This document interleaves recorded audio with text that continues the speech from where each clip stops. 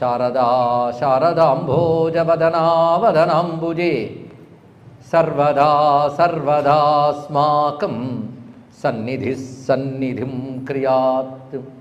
విమలపటీ కమలకుటీ పుస్తక రుద్రాక్ష శస్తహస్తపుటీ కామాక్షి పక్ష్మలాక్షి కలిత విపంచీ విభాసి వైరించి వాగర్థావివ సంపృక్తౌ వాగర్థ ప్రతిపత్తయే జగతః పితరౌ వందే పార్వతీ పరమేశ్వరౌ. గురవే సర్వలోకానాం భిషజే భవరోగిణాం నిధయే సర్వవిద్యానాం దక్షిణామూర్తయే నమః. నారాయణ సమారంభాం వ్యాసశంకరమధ్యమాం అస్మదాచార్యపర్యంతాం వందే గురుపరంపరాం.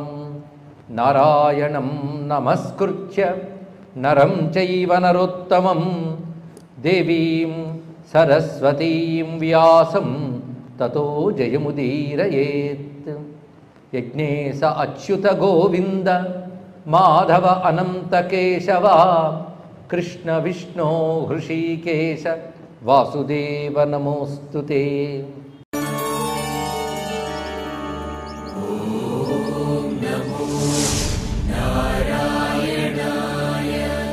కూర్మ పురాణం.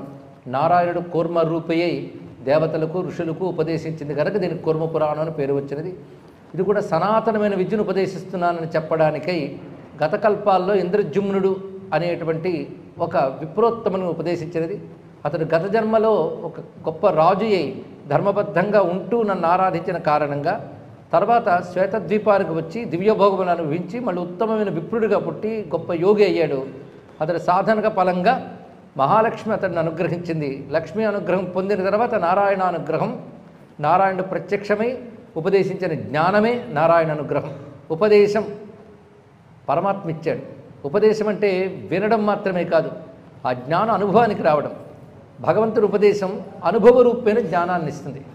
అందుకే అనుభవంగా జ్ఞానం వచ్చినప్పుడు దాని పేరు విజ్ఞానం అవుతుంది.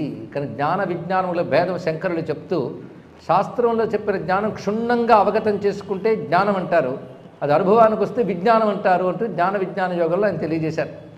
అందుకే కూర్మ పురాణ సార విజ్ఞానం అని ఎందుకన్నామంటే అది అనుభవానికి వచ్చేటట్టు ఇంద్రజుమ్నుడికి ఉపదేశించాడు నారాయణుడు.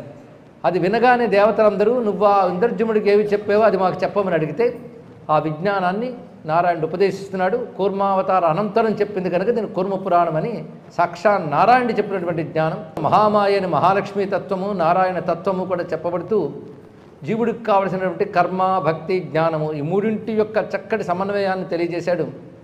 తర్వాత సృష్టి క్రమాన్ని విస్తరిస్తూ వివరిస్తున్నారు. పురాణం యొక్క లక్షణం సర్గ ప్రతిసర్గ చెప్పడం కనుక సృష్టి ఎలా ఏర్పడింది, తత్వములు ఎలా ఏర్పడ్డాయి, ఆ తత్వములు ఏ విధంగా ఒక అండముగా ఏర్పడి తిరిగి విస్ఫోటనం చెంది విరాట్ తత్వముగా హిరణ్యగర్భతత్వముగా తర్వాత చతుర్ముఖ బ్రహ్మగా ఎలా వచ్చాయి అంటూ సృష్టి క్రమం వరకు చెప్పి సరే స్థితికి విష్ణువు లయానికి రుద్రుడు అని వివరించుతూ ఆ తర్వాత సనక సనందనాదులను ఉత్పన్నం చేసిన తర్వాత అంటే మానసికంగా ఉత్పన్నమైన వారు అందుకే మనస్సంతానం అంటారు దీన్ని. బ్రహ్మదేవుని మనస్సంకల్పం చేత ఉద్భవించిన వారు నివృత్తి మార్గం వైపు వెళ్ళడంతో ఆ తర్వాత ఇతను తపస్సును ఆచరించి ధ్యానంలో ఉన్నప్పుడు ఒకానొక క్రోధం జనించిన దానికే క్రోధం నుంచి ఉద్భవించిన వాడే రుద్రుడు అని చెప్పుకున్నాం. ఇప్పుడు వివరించబోతున్నాడు నారాయణుడు ఋషులకు దేవతలకు కూడా. కథం స భగవానీశ పూర్వజోపి పినాకధిర్త్ పుత్రత్వమగమచ్చంబు బ్రహ్మణ అవ్యక్త జన్మన. ఆ బ్రహ్మదేవునికి పుత్రుడిగా ఎలా వచ్చాడు శివుడు, శాశ్వతుడైన శివుడు పుత్రుడిగా ఎలా అయ్యాడు అనగానే దానికి అద్భుతమైనటువంటి విషయాన్ని ఇప్పుడు వివరించబోతున్నాడు. ఇది రుద్రతత్వము అని చెప్పుకోవాలి. ఈ రుద్రతత్వ విషయం చాలా విశేషముగా ఉంటుంది. సాధారణంగా పురాణాలు ఇవి చదివేటప్పుడు ఇక్కడికి వచ్చినప్పటికీ బ్రహ్మ నుంచి వచ్చి రోదనం చేశాడు కానీ రుద్రుడిని పేరు వచ్చింది అని మాత్రమే తామన్మాత్రంగా కొన్ని చోట్ల కనబడుతుంది. అసలు తత్వాన్ని ఇక్కడ వివరిస్తూ ఉన్నారు. అది దీని యొక్క విశేషమైన అంశం. అతీత కల్పావసానే తమోభూతం జగత్రయం. అతీత కల్పావసానం అంటే ఒక కల్పం పూర్తయిపోయి మళ్ళీ కల్పం ప్రారంభమైనప్పుడు ఆ స్థితి ఎలా ఉన్నది అంటే ఆసీది ఏకార్ణవం, మొత్తం అంతా జలమయమై ఉన్నది. ఇక్కడ ఒక విషయాన్ని గొప్పగా చెప్తాడు. వసంతం వచ్చినప్పుడు మలయపవనం ఎలా వస్తుందో యవ్వనం వచ్చినప్పుడు ఒకానొక కామరూపమైన భావం ఎలా కలుగుతుందో అదేవిధంగా సృష్టి సంకల్పం ప్రారంభమైంది అలాగే అన్నాడు ఇక్కడ. అంటే అది కలగాలన్నప్పుడు కలుగుతుంది అని చెప్పడం, దానికి తగ్గ స్థితి ఏర్పడినప్పుడు. అది జీవులు కర్మానుభవ సమయం ప్రారంభమైనప్పుడు సృష్టి ప్రారంభమవుతుంది. అంటే ఇదివరకు ప్రళయాల్లో వాళ్ళ కర్మలు మిగిలి ఉన్నాయి, అవి అనుభవించడానికి తగ్గ ఉపాధులు పొందడానికి తగ్గ సమయం వచ్చినప్పుడు వాళ్ళకు ఉపాధులు కల్పించడానికి సృష్టి ప్రారంభమవుతుంది. అంతేగాని ఈశ్వరుడు తను ఇష్టానుసారం చేస్తాడంటే ఇష్టానుసారమే చేస్తాడు, కానీ కర్మలను అనుసరించి చేస్తాడు. అది చెప్పడం కోసం ఇది. అందుకే అతీత కల్పావసానమనందు ఆసీత్ ఏకార్ణవం, కేవలం ఏకార్ణవమైనటువంటి స్థితి ఉన్నది. అంటే కేవలం జలం మాత్రమే ఉన్నది. అది ఎలా ఉన్నది? ఘోరం. ఆ సమయంలో నా దేవాద్యాహ అర్షయ అంటే ఋషులు దేవతలు లేని సమయం అది. అలాంటి సమయంలో తత్ర నారాయణో దేవో నిర్జనో నిరుపప్లవే ఆశ్రిత్య శేషశయనం శుశ్వాప పురుషోత్తమ. అప్పుడు పరమేశ్వరుడు నారాయణుడు శేషశయనుడై వ్యక్తమయ్యాడు, తనను తాను వ్యక్తపరుచుకున్నాడు శేషశయనుడే. అటువంటి పురుషోత్తముడు స్వరూపము సహస్రశీర్షా భూత్వా సహస్రాక్ష సహస్రపాత్. అక్కడ నారాయణ స్వరూప వర్ణన చాలా విశేషంగా చెప్తున్నారు. అనంతమైన నారాయణుడు ఆ స్వరూపాన్ని భక్తిగా ధ్యానించడానికి అనువుగా వర్ణిస్తున్నాడు ఇక్కడ. సహస్రబాహు సర్వజ్ఞ చింత్యమానో మనీషిభి. జ్ఞానులు చింతన చేసే విధంగైన రూపం ఇది. అది విరాట్ రూపంగా వర్ణించారు. సహస్రాక్ష ఆయన ఇప్పుడు పీతవాస విశాలాక్షో నీలజీమూత సన్నిభ తతో విభూతి యోగాత్మ యోగినాంతు దయాపర. ఆయన పీతాంబరధారి అయి విశాలమైన వక్షస్థలంతో నీలమేఘ సమాన ఛాయతో ఉన్నటువంటి వాడే జగత్తును అనుగ్రహించదలుచుకుని యోగి రూపముగా అంటే యోగశక్తితో కూడిన వాడే శేషశయనుడు ఉన్నాడు. అప్పుడు ఆయన యొక్క సంకల్పం చేత నాభి నుంచి త్రైలోక్యసారం విమలం నాభ్యాం పంకజముద్భవౌ. ఒక పంకజం ఆయన నాభి నుంచి వచ్చింది. ఇది గొప్ప సంకేత భాష అంటారు. పురాణ భాషను సంకేత భాష అని తెలుసుకోవాలి. ఇక్కడ నాభి అంటే జగత్తుకి కేంద్రము అని అర్థం. ఇక్కడ నారాయణుడి యొక్క శక్తి, అది కేంద్ర శక్తి.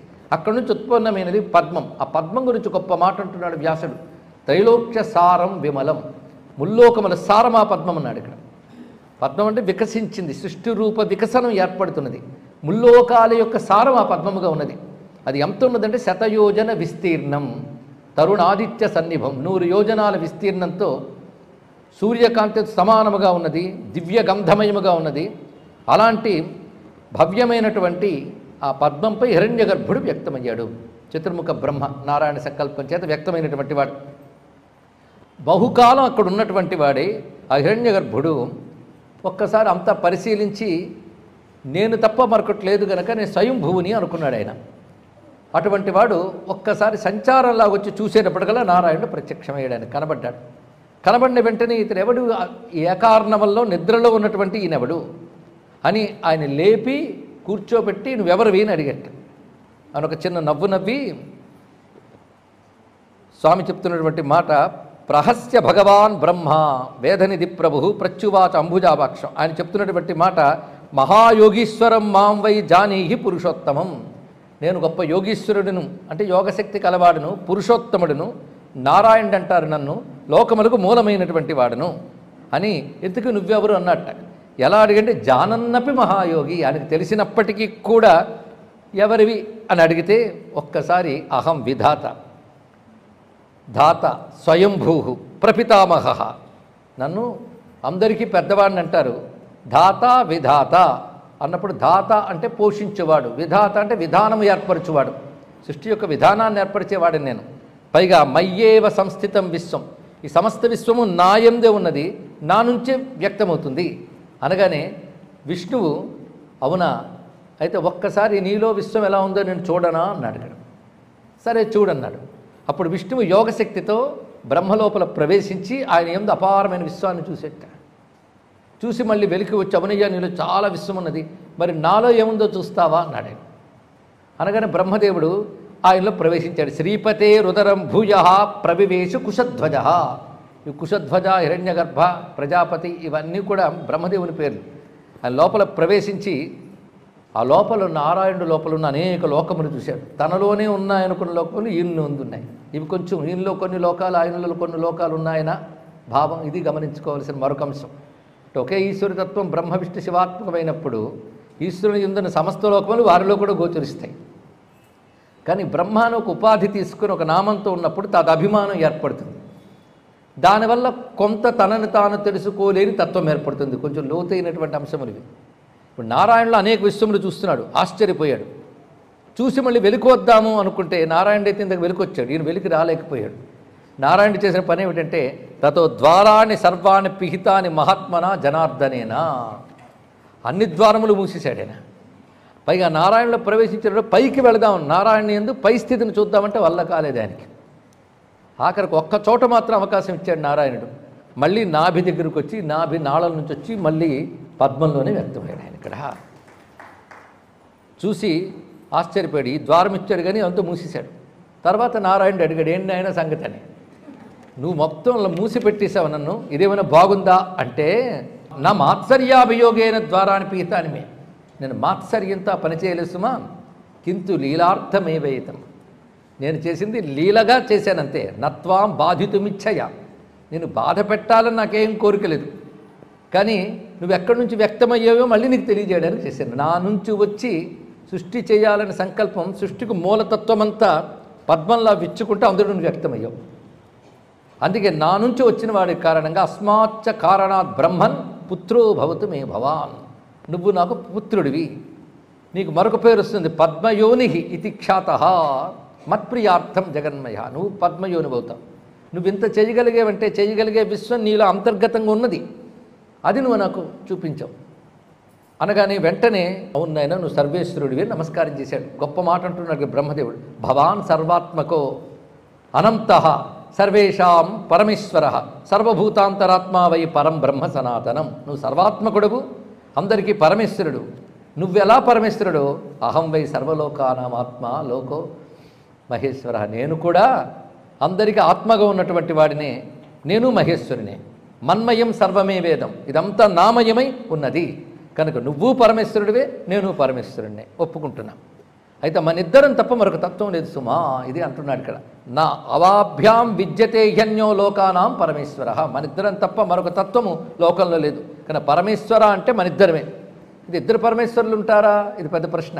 అది ఏకామూర్తి ద్విధా భిన్న నారాయణ పితామహౌ, ఒకడే పరమేశ్వరుడు, ఆయనే నారాయణుడు పితామహుడు అని పేరుతున్నారు. కానీ పితామహుడిని నేను, నారాయణుడు నువ్వు, మన ఇద్దరు ఎక్కువ తక్కువ లేవు, ఇద్దరం పరమేశ్వరుడమే, ఇది వ్యక్తమవుతున్నది అనగానే అప్పుడు బ్రహ్మాణం వాసుదేవ ఇదమబ్రవీత్, వాసుదేవుడు బ్రహ్మతో ఇలా అంటున్నాడు, వాళ్ళు తొందరపడి మాట్లాడుకుని ఆయన, ఇయం ప్రతిజ్ఞా భవతో వినాశాయ భవిష్యతి, నేను నువ్వు తప్ప పరమేశ్వరుడు లేవు అన్నావే, అది తొందరపాటుగా అంటున్నావు. అసలు మన ఇద్దరం ఇది రెండు విధములుగా వ్యక్తమవడానికి కారణము పరబ్రహ్మము, పరబ్రహ్మమే రెండు రూపములతో వ్యక్తమైంది. కిన్న పశ్యసి యోగేన బ్రహ్మాధిపతిం అవ్యయం, ఇక్కడ శబ్దం బ్రహ్మాధిపతి అని వేశాడు. ఇది మనకి వేదంలోంచి వచ్చిన కొంచెం ధ్వని. బ్రహ్మాధిపతిర్ బ్రహ్మణోధిపతిర్ బ్రహ్మ శివో మే అస్తు సదాశివోం, అది ధ్వనింపజేస్తున్నాడు. అంటే బ్రహ్మాధిపతి అవ్యయం, ప్రధాన పురుష ఈశానం, ప్రధాన పురుష ఈశానం వేదాహం పరమేశ్వరుడు, నాకు తెలుసు పరమేశ్వర తత్వం సంపూర్ణంగా. అతడు ఎవడు, ప్రధాన పురుషేశానం, ఇది విష్ణు సహస్రంలో కూడా ప్రధాన పురుషేశ్వర వస్తుంది. ప్రధాన పురుషేశ్వర అనే మాట చాలా అందమైన మాట. ప్రధానం అంటే ప్రకృతి, పురుషుడు అంటే జీవుడు, మూడవది ఈశ్వరుడు. ప్రకృతి, జీవుడు, ఈశ్వరుడు మూడు రూపాల వ్యవహారంలో చెప్తున్న మూడు రూపాలు ఒకటిగా ఉన్నవాడు కనుక ప్రధాన పురుషేశానం అనే మాట అన్నారు ఇక్కడ. కానీ మూడుగా నియమిస్తూ ఉన్నటువంటి వాడెవడు, అతడు పరమేశ్వరుడు. ఈ విషయం నాకు తెలుసు. పైగా ఆయన తెలుసుకోవడం అనేది పెద్ద పెద్ద శాస్త్రములు విచారణ చేసిన వాళ్ళు సాధకుల వల్ల కూడా కాదు సుమా, పరబ్రహ్మను తెలుసుకున్నట. ఎన్న పశ్యంతి యోగీంద్ర సాంక్షాప మహేశ్వరం అనాదినదినం బ్రహ్మ తమేవ శరణం వ్రజ, ఆది మధ్య అంతము లేనిటువంటి వాడు. నువ్వు పద్మంలో ఉత్పన్నమయ్యో, అంతకుముందు నీ తత్వం ఏమిటి, ఇవి ఆలోచించవలసింది. కానీ అనాది నిధనమైన ఒక తత్వం అది. అనాది నిధనం బ్రహ్మ తమేవ శరణం వ్రజ, అతన్ని శరణు వేడు అనగానే కోపం వచ్చింది ఒక్కసారి బ్రహ్మదేవుడికి. ఇలాంటి మాటలు వినగానే వస్తాయి కదా సహజంగా. అందుకే తత క్రుద్ధో అంబుజాభాక్షం బ్రహ్మా ప్రోవాచ కేశవం, వెంటనే అంటూ నువ్వు అలా తొందరపడి మాట్లాడుకో, బహుశా నిద్రపోయి కనబడ్డావు, నిద్ర ఇంకా వదలలేదా ఇంతవరకు నాటక సంచజ్య నిద్రాం విపులాం స్వమాత్మానం విలోకయ, ఒకసారి నిద్ర వదిలి నువ్వేమిటో నేనేమిటో తెలుసుకో, మనల్ని మించిన పరమేశ్వరుడే లేడు ఇక్కడ అని క్రోధముగా మాట్లాడగానే మామైవం వద కళ్యాణ పరివాదం మహాత్మన, ఎంత విష్ణువు అంటేనే సత్వగుణం కదా, అందుకే అలా మాట్లాడకయ్యా శుభమా శుభస్వరూపుడా అన్నాడు ఇక్కడ. అంటే నువ్వు శుభం స్వరూపుడు కనుక అమంగళంగా మాట్లాడుకో, ఎందుకంటే మహాత్ముల్ని తక్కువ చేయకు. నమే హ్యవిదితం బ్రహ్మన్ నాణ్యతాహం వదామితే, నాకు తెలియంది లేదని తెలుసుకో. అందుకే నేను నీకు అన్యథా చెప్పను, మరొకటి చెప్పను, నేను చెప్పే సత్యమే చెప్తున్నాను నీకు. కనుక ఆ పరమేశ్వరుని శరణు వేడు. లేదా పరమేశ్వరుడు మాయ నీ యందు బాగా ఆక్రమించింది కనుక నేను చెప్పింది కూడా నీకు అర్థం కావట్లేదు అన్నాడు. అంటే సంపూర్ణ పరమాత్మతత్వం మాయ ఆక్రమించిన వాళ్ళకి అర్థం కాదు. అంటే కేవలం ఉపాధి దృష్టి మాత్రమే కలిగి ఉండుట మాయ. ఇది ఒక అర్థం మాయకి. మాయకి ఇదని నిర్వచనం చెప్పలేం. అందుకే మాయ అంటే ఏమిటయ్యా అంటే ఇది నిర్వచించలేనిది అని చెప్పారు పెద్దలు. కనుక ఒకటేమిటంటే ఎంత చెప్పిన ఉపాధి దృష్టి వదలదండి. ఎంత వేదాంతమైన నన్నన్నావా నా నామరూపాలతో వచ్చేస్తే ఒక్కొక్కరికి కూడా అది వదలడం కష్టం. బ్రహ్మదేవుడికి అలా ఉన్నది. మరి ఉపాధిగతమైనటువంటి ఒకనొక అభిమానం అది. ఇక్కడ శుద్ధ జ్ఞానస్వరూపుడు కనుక నారాయణుడు చెప్పగలుగుతున్నాడు. ఇక్కడ నాకు తెలుసు అది నీకు తెలియదు అని చెప్తున్నాడు ఇక్కడ. కింతు మోహయతి బ్రహ్మన్ అనంతా పారమేశ్వరీ మాయా శేష విశేషానాం హేతురాత్మ సముద్భవ. పారమేశ్వరీ మాయ, ఆ పరమేశ్వరుని యొక్క మాయ ఆక్రమిస్తే సత్యం తెలియదు అని చెప్పి తూక్ష్ణీం బభూవ, మౌనంగా ఉన్నట్ట విష్ణువు. వెంటనే ఎవడయ్యా ఆ పరమేశ్వరుడు మళ్ళీ అన్నాడు, మాట్లాడలేదు విష్ణువు. ఇలా అనగానే ప్రసాదం బ్రహ్మణే కర్తుం, ఆ బ్రహ్మని అనుగ్రహించడం కోసమని ప్రాదురాసి తతో హరహ, అక్కడ హరుడు ప్రత్యక్షమయ్యాడు అన్నారు ఇక్కడ. అదెందుకు? ప్రసాదం బ్రహ్మణే కర్తుం, బ్రహ్మని అనుగ్రహించడానికై అని. వచ్చినవాడు ఎలా ఉన్నాడు స్వరూపాన్ని చూపిస్తున్నారు. లలాట నయనో దేవో జటామండల మండిత త్రిశూలపానిర్భగవాన్ తేజసాం పరమోనిధి. లలాట నేత్రుడు, జటామండలము కలిగినటువంటి వాడు, త్రిశూలపాణి, తేజస్సు యొక్క సంపూర్ణ నిధిస్వరూపుడు. అంటే తేజస్వరూపంతో ప్రత్యక్షమయ్యాడు భగవానుడైనటువంటి పరమేశ్వరుడు. పైగా ఎలా ఉన్నాడంటే ఆయన స్వరూపంలో ఆయన వేసుకున్న ఆభరణాలన్నీ ఏమిటి అంటే విద్యా విలాస గ్రథితాగ్రహై సార్కేందు తారకై మాలాం అత్యద్భుతాకారాం ధారయన్ పాదలంబినీం. ఒక అద్భుతమైన మాల వేసుకున్నాడు. ఆ మాలలో ఆశ్చర్యం ఏంటంటే విద్య అనే సూత్రముతో కూర్చిన నక్షత్ర గ్రహములు అందులో ఉన్నాయట ఆ మాలలకు. ఎంతో అద్భుతమైన రూపకల్పనతో రండి ఇక్కడ. ఆ నక్షత్ర గ్రహాలు ఇంకా సృష్టి అప్పుడు ప్రారంభించలేదు, అవన్నీ ఆయన గోచరిస్తున్నాయి ఇక్కడ. అది మాలగా వేసుకున్నాడు. అది ఎలా ఉన్నదంటే పాదలంబిని, ఆ మాల పాదాల దాకా తాకుతుంది. అలాంటి మాలను వేసుకుని గోచరించాడు. అది చూసి తం దృష్ట్వా దేవమీశానం బ్రహ్మ లోకపితామహ మోహితో మాయయా అత్యర్థం. అలాంటి స్వరూపాన్ని చూసి ఇంకా మాయ వదలని వాడి పీతవాససం అబ్రవేత్. అక్కడున్నటువంటి విష్ణువుతో అడుగుతున్నాడు, కయేష పురుష శూలపాణి త్రిలోచన తేజోరాశి అమేయాత్మ సమాయాతి జనార్దన. ఓ జనార్దన, ఇలా వచ్చేసాడు ఈ పురుషుడు, ఈయనెవరు అనగానే అపశ్యత్ ఈశ్వరం దేవం జ్వలంతం విమలేంభసి. కేవలం జలం మాత్రమే ఉన్నటువంటి ఆ స్థితిలో అటువంటి పరమపురుషుని చూసి విష్ణువు చెప్తున్నాడు ఇక్కడ. జ్ఞాత్వాతం పరమం భావం ఐశ్వరం బ్రహ్మభావన ప్రోవాచ ఉత్థాయ భగవాన్ దేవదేవం పితామహం అయం దేవో మహాదేవ. ఇతడి పేరు మహాదేవుడు. స్వయం జ్యోతి సనాతన అనాది నిధన అచింత్య లోకానామీశ్వర మహాన్. ఇందులో ఏ ఒక్కటి కూడా పొగడ్తలు కావు, ఈశ్వర తత్వాన్ని ప్రతిపాదన చేస్తున్నాడు. ఈయన మహాదేవుడు సుమా, స్వయం ప్రకాశ స్వరూపుడు, సనాతనుడు అంటే శాశ్వతమైనటువంటి వాడు, ఆదిమధ్యాంతము లేనిటువంటి వాడు, అచింత్యుడు, నువ్వు చింతన చేద్దామన్న నీ ఊహకు అందడు, సర్వలోకములకు ఈశ్వరుడైనటువంటి వాడు, సర్వోత్కృష్టుడు, శంకర శంభు ఈశాన సర్వాత్మ పరమేశ్వర భూతానాం అధిపో యోగి మహేశో విమల శివ. ఇవన్నీ కూడా శివనామాలే. విష్ణువు పరవశంగా చెప్తున్నాడు, ఏష ధాత విధాతాచ. ఇందాక నువ్వేమన్నావు? ధాత విధాత కాదు, ఈయన ఏష ధాత విధాతాచ ప్రధాన ప్రభు అవ్యయ. అయితే యం ప్రపశ్యంతి యతయో బ్రహ్మభావాయన భావితా. ఇది యతులైన వారు అంటే మనో ఇంద్రియ నిగ్రహ సంపన్నులైనటువంటి వారు మాత్రమే బ్రహ్మభావన చేత ఇన్ని తెలుసుకోగలరు, ఇతరులు తెలుసుకోలేరు. ఇంద్రియ నిగ్రహం కలిగి బ్రహ్మతత్వం అంటే ఏమిటో తెలిసి దాని యందు దృష్టి పెట్టిన వారు మాత్రమే అర్థం చేసుకోగలరు. దీన్ని బట్టి 3 సాధనా విషయాలు చెప్పాడు. ముందు యతులం కావాలి. యతులను కానీ కాషాయం వేసుకుని వెళ్ళిపోవాలని కాదు. యతి శబ్దానికి ఆ యమశక్తి కలిగినటువంటి వాడు, యమనియమాదులు కలిగిన వాడు యతి. ఇంద్రియ నిగ్రహం. ఇంద్రియ నిగ్రహం అంటే ఏకాదశేంద్రియములు అన్నాడు ఇక్కడ. అంటే జ్ఞానేంద్రియ, కర్మేంద్రియ, దశకం, మనస్సు. వీటిని నియమించి అంతర్ముఖుడైన వాడు యతి అవుతాడు. యతి కానివాడు తెలుసుకోలేడు. యతి అయిన వాడికి మళ్ళీ ఏముండాలి? బ్రహ్మభావేనా. బ్రహ్మం అంటే ఏమిటో గురువుల ద్వారా తెలియాలి. ఇప్పటివరకు చెప్పిన పదాలు, ఆ పద అర్థభావన చేస్తూ ఆ అర్థమంతా ఎవరి స్వరూపమో వాడి యందు మనస్సు నిలబెట్టాలి. ఇంతవరకు చెప్పి అనాది నిధనం అచింత్యం అన్నప్పుడు ఆ తత్వం మనకు అర్థమవుతుంది కదా, దాని యందు బుద్ధిని నిలిపాలి. అలా భావించిన వాళ్ళకు మాత్రమే ఇతను తెలియబడతాడు. ఆయన సృజత్యేష జగత్కృష్ణం పాతి సంహరతే తథా. సృజతి పాతి సంహరతే. సృష్టి స్థితి లైలు చేసేవాడు ఈయనే కాలో భూత్వా మహాదేవ. కాలమే జగత్తును నడుపుతుంటాడు. కేవల నిష్కళ. ఈ నిష్కలుడు. సకలము నిష్కలము అని 2 పదాలు ఉన్నాయి. సకలం అంటే భాగములతో కూడినది, నిష్కలం అంటే భాగము లేనిది అని అర్థం ఇక్కడ. కానీ నిష్కలుడు అంటే భాగములు లేనివాడు, అనంతుడు. ఆయనలో భాగములు కనబడు, సంపూర్ణ తత్వం అది. అలాంటి వాడు. అంతేకాదు ఇక్కడ ఒక మాట, పురాణం వేదం 2 ఎలా అన్వయించుకోవాలంటే కొన్ని మనకు తెలిసిన వేదవాక్యాలు పురాణాలు కనబడతాయి. అయితే మనకు తెలిసిన వేదవాక్యాలు అంటే ఇప్పుడు విన్నవి, వేదం చదివితే ఇంకా తెలుస్తాయి. బ్రహ్మాణం విదదే పూర్వం భవంతం యస్ సనాతన వేదాశ్చ ప్రదదౌ తుభ్యం సోయమాయాతి శంకర. గొప్ప మాట అన్నాడు. సృష్టికి పూర్వమే బ్రహ్మను అంటే నిన్ను నిర్మాణం చేసి నీ బుద్ధికి జ్ఞానం ఇచ్చాడే ఆయన.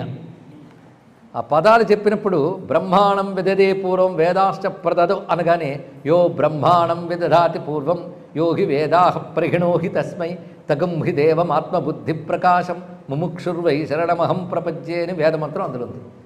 యజుర్వేదంలో శ్వేతాశ్వత ఉపనిషత్తులోని మంత్రం అది. దాన్ని ఇక్కడ ధ్వనింపజేశాడు. అస్సైవ చాపరామూర్తిం విశ్వయోనిం సనాతనం. ఇప్పుడు నీకు కనబడుతున్న వాడికి మరొక రూపం కూడా ఉంది, అపరామూర్తి. అంటే ఇప్పుడు నీకు కనబడుతుంది ఒక రూపం, నీలకంఠుడిగా ఇవన్నీ గోచరించాడు, ఇది ఒక రూపం. కానీ ఆయనకు మరొక మూర్తి ఉంది సుమా, అది కూడా తెలుసుకో. మరొక మూర్తి అంటే ఆయనే. అది రెండిటికి భేదం లేదు. ఆ మూర్తి పేరు వాసుదేవాభిధానం. ఆయన పేరు వాసుదేవుడు అంటారు. ఆయనెవడు?